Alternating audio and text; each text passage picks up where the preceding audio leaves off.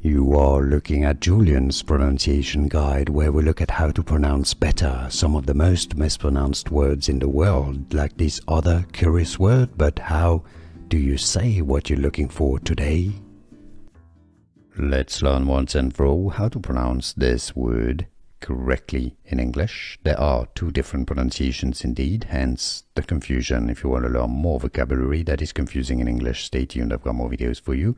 As a verb, it's pronounced console. When somebody is sad, you want to console him or her.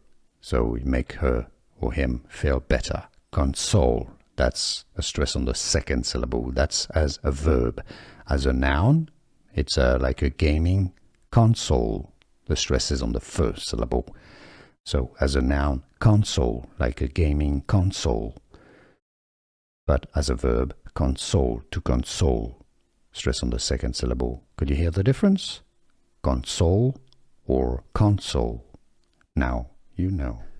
Here are more videos on how to pronounce more confusing words and names too many mispronounced. Like this video if you found it useful. I appreciate your support. I'll see you soon and thanks for watching.